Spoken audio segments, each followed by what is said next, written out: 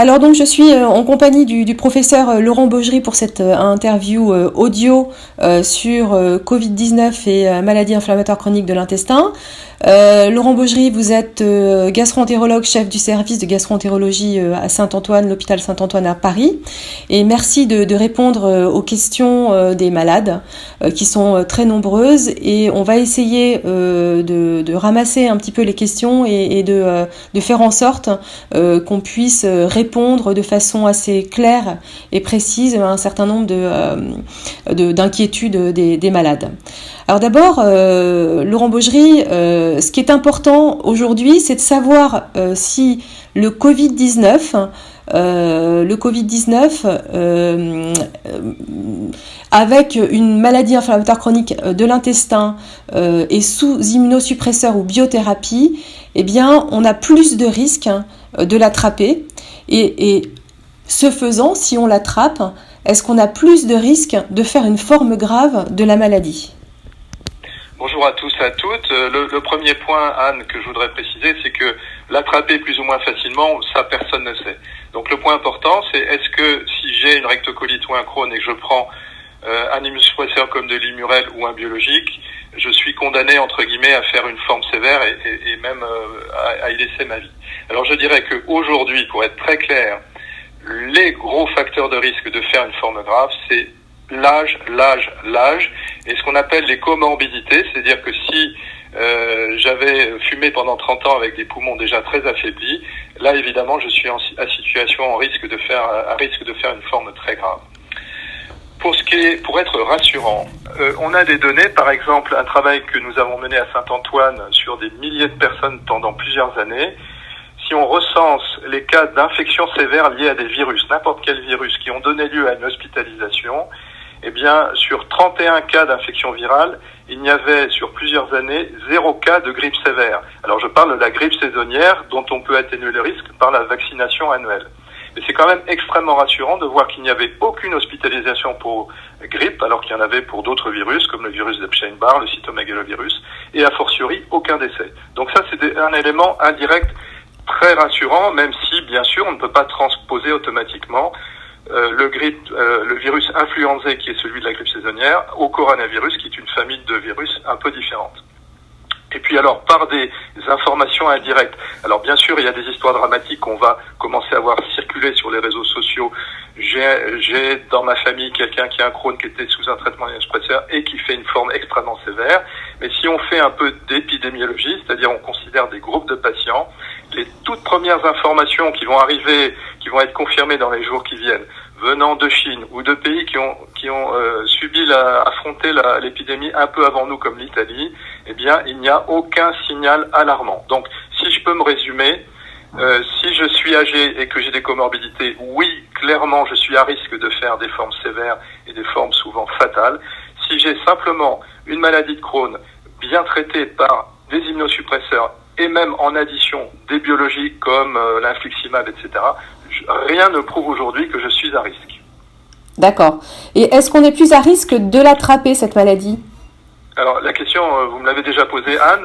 Ce virus est vraiment un danger extrêmement important de transmission, même de gens qui ne se savent pas malades, qui n'ont pas de symptômes et qui pourtant disséminent le virus avec leurs mains, etc., sur les surfaces. Donc, c'est pas la question à se poser. La question, c'est est-ce que je me protège moi, que j'ai un Crohn, pas un Crohn, quel que soit mon âge, comment est-ce que je me protège par rapport au virus ? Et clairement, si je n'ai pas de symptômes, le masque ne me sert à rien. Ce qui va me protéger, c'est de respecter les règles de confinement quand elles me sont imposées. C'est de me tenir à plus d'1 mètre de distance de toute personne de mon entourage, si possible. Alors évidemment, c'est pas possible dans un studio où on est confiné avec 3 enfants, mais dans la mesure du possible, je le fais. Et puis vraiment, ce qui ressort de plus en plus, c'est que ce sont les surfaces qui sont infectées pendant des heures par les particules virales. Donc si j'ai été quand même obligé de prendre des transports en commun, si j'ai été obligé d'aller dans une grande surface où j'ai, avec mes doigts, composé des codes, etc., la chose importante pour bien se protéger, c'est se laver les mains, au moins une dizaine de fois par jour, toutes les heures entre le lever et le coucher, bien sûr avant de s'alimenter, bien sûr après être passé aux toilettes, parce que le virus est aussi excrété dans les selles, on le sait maintenant. Et ce sont ce genre de précaution universelle qui va être efficace et qui va faire, quel que soit son type de Mickey et son type de traitement, qu'on va diminuer son risque de tomber malade. Ok, c'est très clair. Alors, beaucoup de patients nous demandent évidemment s'ils doivent arrêter leur traitement immunosuppresseur ou biothérapie. Alors là, il faut tout de suite parler de ce qu'on appelle la balance, le bénéfice-risque, c'est-à-dire finalement, je suis très inquiet par des risques qui sont ceux de l'actualité, etc. J'arrête un traitement, mais en arrêtant le traitement, ça c'est des données qu'on a depuis 50 ans, on ne peut absolument pas prédire si la maladie va rechuter dans 6 jours, 6 mois ou dans 6 ans. Et si malheureusement la maladie de Crohn ou la RCH, parce que un patient a pris la décision de lui-même d'arrêter le traitement sans demander à son gastro-entérologue, si elle a le mauvais goût de rechuter, eh bien là, on a non pas un principe de précaution ou des données indirectes, on a des données tout à fait de vie réelle, qui fait que dès qu'on a de l'inflammation dans le sang, de la CRP qui monte, etc., et qu'on a une maladie non contrôlée, eh bien on va être à risque de plein de choses, de complications, d'infections sévères comme des abcès, alors ça ne sera pas le coronavirus, mais ça peut être un gros abcès dans le péritoine, ou de faire ce qu'on appelle une embolie pulmonaire, et de se retrouver en réanimation, pas avec le coronavirus, mais une complication directe de sa maladie. Donc, s'il y a une chose très simple à dire, c'est ne jamais, sauf évidemment s'il y a suspicion, on y reviendra après, si on a une suspicion d'une infection à corona qui est en train de s'installer avec ses symptômes, mais en dehors de ce contexte très précis, ne surtout pas arrêter les traitements immunosuppresseurs. Et le gouvernement a communiqué un peu en 2 temps avec ça, et c'est je trouve, je remercie les généralistes, les gens de terrain qui ont tout de suite corrigé le tir en disant, ce qu'il faut pas, c'est quand on a une infection dentaire ou autre, prendre de la cortisone comme ça alors qu'on n'en a pas vraiment besoin, parce que là, effectivement, on va possiblement un peu s'affaiblir et on va possiblement faire des formes un peu plus sévères.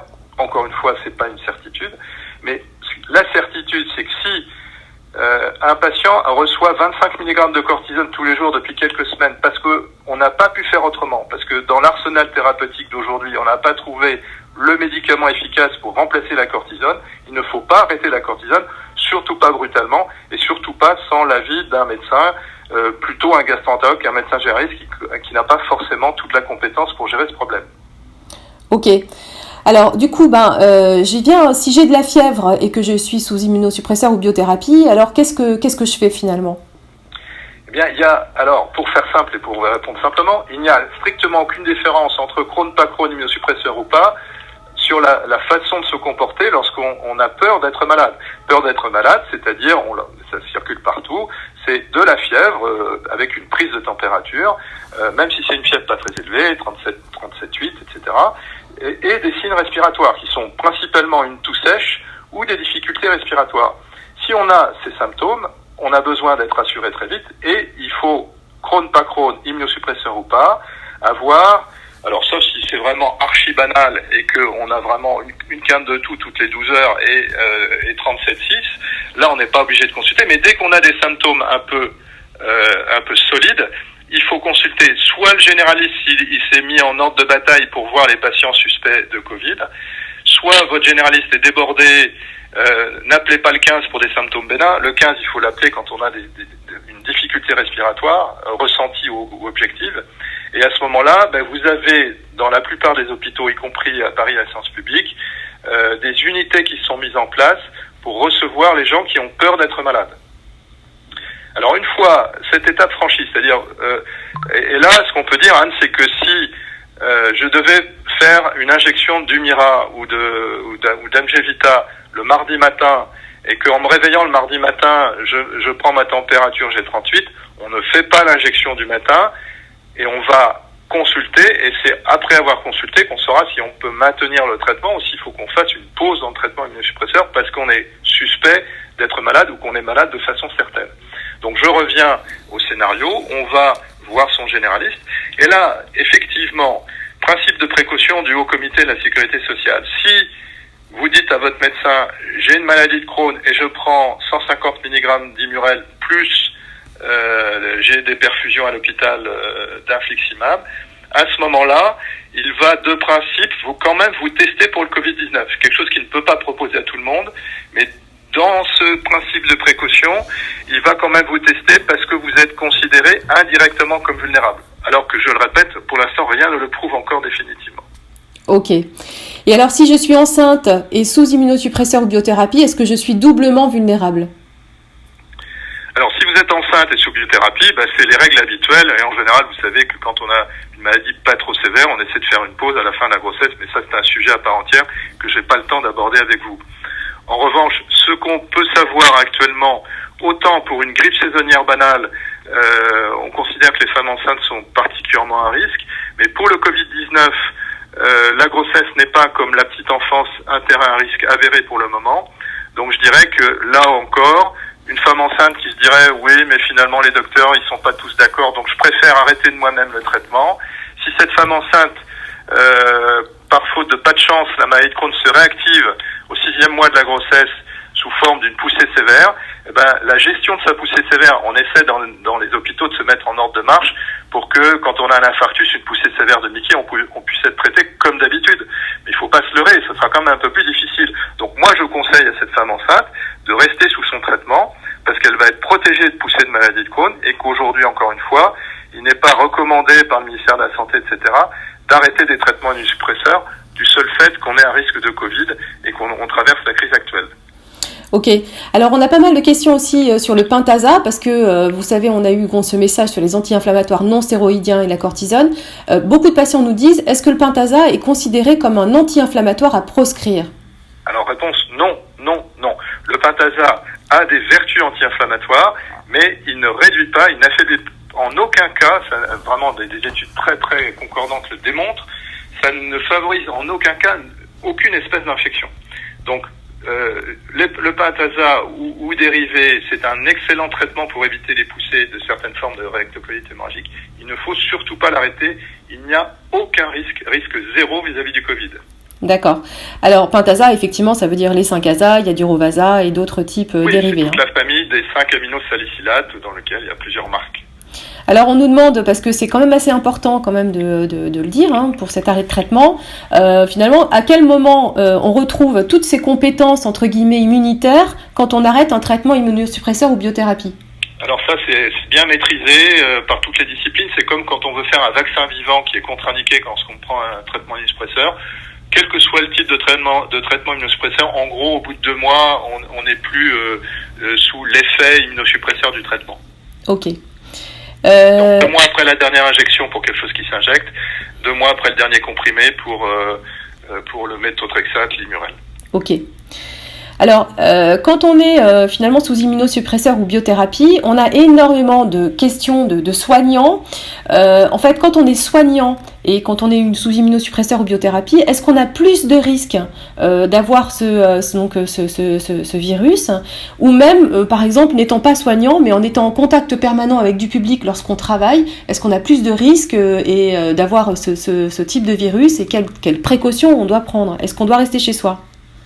Alors, encore une fois, le risque accru d'attraper ou de ne pas attraper, personne ne sait. Donc la vraie question, c'est si je suis vendeuse en boulangerie et que je prends un traitement de immunosuppresseur, est-ce que je risque de faire une forme plus grave de Covid-19 ? J'ai déjà longuement répondu à ça. Rien ne le prouve actuellement. Maintenant, si il faut avoir un principe de réalité et un principe aussi éthique, de savoir qu'on n'est pas tout seul dans la société. Si on est dans une boulangerie où il y a 5 vendeuses et qu'on peut très bien, le temps de la crise, mettre en confinement la vendeuse ou le vendeur qui a une Mickey et qui prend un traitement immunosuppresseur très lourd et peut-être même une maladie pas très contrôlée, je dirais que c'est de bon sens. Et ça, c'est à gérer. Attention au secret professionnel, mais ça va être évoqué dans une autre interview. Attention quand même au secret professionnel par rapport à ça, bien passé lorsque c'est possible par l'intermédiaire de médecins. Mais ce que je veux dire, c'est que si vous êtes une esthéticienne et que vous avez des anti-TNF, déjà, si vous estimiez qu'il y a un risque d'attraper n'importe quoi, vous ne seriez pas esthéticienne. Si vous l'êtes quand même, eh bien, vous serez interdit d'exercice parce qu'on considère que être esthéticienne en temps de crise, c'est trop risqué pour faire transmettre que le virus se transmette là où il ne devrait pas être transmis. Donc, si on est dans une des missions régaliennes de survie de la population, c'est-à-dire la nourriture et les soins, Pour ce qui est de la nourriture, comme je l'ai dit, je pense qu'il y a des arbitrages possibles et qu'il ne faut pas avoir de position dogmatique et définitive pour dire moi je veux pas du tout travailler, ça va dépendre, est-ce que je suis dans une charcuterie au contact du public ou est-ce que je suis un petit peu dans un travail où je suis à plus d'1 mètre de tous les autres employés et du public. Donc ça se traite vraiment au cas par cas. Maintenant, le dernier point, c'est la communauté des soignants à laquelle j'appartiens. Donc encore une fois, si je suis kinésithérapeute, je pense qu'on peut arrêter se calmer sur les soins qui sont pas des soins tout à fait vitaux. Mais là, il faut que l'ensemble des soignants, vous savez qu'on rappelle les médecins à la retraite, etc., pour affronter la crise qui nous attend dans les jours qui viennent, où l'enjeu, ça sera de soigner les formes les plus graves de Covid et de ne pas mal soigner toutes les autres urgences de la Terre. On a besoin de tous les soignants et je pense que le seul fait d'avoir Mickey et d'être sous immunosuppresseur n'est pas quelque chose qui doit vous dédouaner et vous mettre hors jeu par rapport à ça. Je pense que, et je le répète, je l'ai dit tout à l'heure, c'est l'âge qui est le facteur de risque principal et les comorbidités comme l'insuffisance cardiaque ou l'insuffisance respiratoire. Le fait d'être simplement, entre guillemets simplement, je sais bien que c'est lourd à porter, mais d'avoir une Mickey et d'avoir un traitement lourd immunosuppresseur n'est pas quelque chose qui vous met de façon prouvée, avérée, à un risque extraordinaire lorsqu'on assume ses missions de soignant. Et malheureusement, on le redécouvre maintenant, c'est être militaire ou être soignant, c'est courir des risques, y compris vitaux, dans des situations exceptionnelles. Alors, de toute façon, en étant soignant, on est soignant toute l'année. On peut être, du coup, face à différents autres virus, infections de toute la Terre quand on est soignant et donc quand on fréquente le monde des patients. Est-ce que, du coup, on peut dire que chacun aussi doit avoir son éthique et essayer de réfléchir en son âme et conscience, de savoir exactement ce qu'il a à faire. Est-ce que dans ces conditions-là, ces soignants, s'ils continuent de travailler, doivent prendre plus de précautions que les autres en termes de masques, de gants Mais ça, écoutez, on va voir le sens civique de chacun. Le fait est qu'actuellement, on voit des gens qui se baladent dans la rue, qui font leurs courses avec un masque, alors qu'il n'est absolument pas utile et recommandé. Et puis, les masques, les soignants, les docteurs, les infirmières n'en ont plus dans les services. Donc, c'est vrai que une soignante, qu'elle soit Crohn, pas Crohn, immunosuppresseur ou pas, c'est mieux pour elle et pour les patients qu'elle porte un masque. Ça, c'est les soignants. Maintenant, une infirmière qui est sous anti-TNF, j'en connais, on en voit tous les jours. On a pris vis-à-vis de ces infirmières des précautions particulières vis-à-vis de la tuberculose, vis-à-vis de l'hépatite B. Ce sont des vaccinations des précautions obligatoires. Et encore une fois, pour cette infirmière, au jour d'aujourd'hui, rien ne prouve que si malheureusement, comme le docteur avec lequel elle travaille, elle attrape le Covid, elle va faire une forme plus grave qu'une autre. Ok. D'accord, donc c'est plutôt pour vous des données qui sont rassurantes et vous souhaitez être un peu rassurant face aux gens qui nous écoutent. Oui, parce que c'est vrai que effectivement c'est très impressionnant de voir des services de réa plein de gens qui sont très mal en point, en insuffisance respiratoire totale. Mais c'est vrai qu'on a totalement une sous-estimation du nombre de patients qui portent le virus en eux actuellement. Et je crois qu'on apprendra plus tard qu'il y a énormément de gens qui l'ont actuellement en eux, qui le transmettent, qui en guériront sans faire de symptômes, ce qui est plutôt encourageant pour la perspective d'une sortie de crise, pas dans plusieurs mois, mais dans quelques semaines. Et donc, finalement, les formes les plus sévères, elles restent quand même si aucune classe d'âge n'est épargnée, contrairement à la grippe saisonnière, ça reste quand même une maladie peu associée à une faible mortalité et avec un sens des responsabilités, des précautions universelles. Ça doit rester un mauvais moment que la société va passer, mais qu'elle va surmonter si tout le monde y met du sien et surmonte, je dirais, les biais un peu émotionnels qui sont absolument normaux chez tout être humain. Mais je dirais que la mission un peu des experts, entre guillemets des sachants, c'est d'essayer de se faire entendre et d'expliquer les choses, de les rendre audibles et compréhensibles pour que chacun adapte son comportement. Alors effectivement, ça sera peut-être un peu notre conclusion, mais donc c'est vrai qu'on a senti quand même beaucoup la pression monter ces derniers temps, donc c'est normal qu'il y ait une certaine panique, je pense, auprès des... C'est complètement normal. Il faut donc à nouveau se repositionner et garder un petit peu la tête froide. Donc ça serait quoi votre conclusion, Laurent Baugerie ? Ma conclusion, c'est que j'ai une maladie de Crohn. Elle est bien soignée par les docteurs avec des traitements qui peuvent être des traitements associés, des traitements très immunosuppresseurs. Rien ne prouve aujourd'hui que le risque de faire une forme grave de Covid et a fortiori de l'attraper soit beaucoup plus importante que quelqu'un d'autre. Et donc, en revanche, mon message, c'est respecter à la lettre les consignes d'hygiène. Notre décennie, ça va être le retour à l'hygiène, aux mesures simples que tout le monde peut respecter. C'est simplement qu'il faut se convaincre de leur utilité et d'écouter ceux qui sont adeptes de cette science qui a été complètement méconnue pendant des décennies, voire des siècles. Il faut revenir à des gestes de la vie quotidienne simples qui vont limiter le risque de cette maladie, que ça se transforme en tragédie pour toute la société, qui va faire qu'encore une fois, ça sera une crise que tout le monde va pouvoir surmonter. Très bien. Écoutez, je vous remercie. Merci d'avoir pris le temps de nous répondre dans ces temps un petit peu compliqués et vous devez sûrement être très très occupé. Donc merci beaucoup à vous de nous avoir répondu. Je vous en prie. À bientôt, Anne. Au revoir.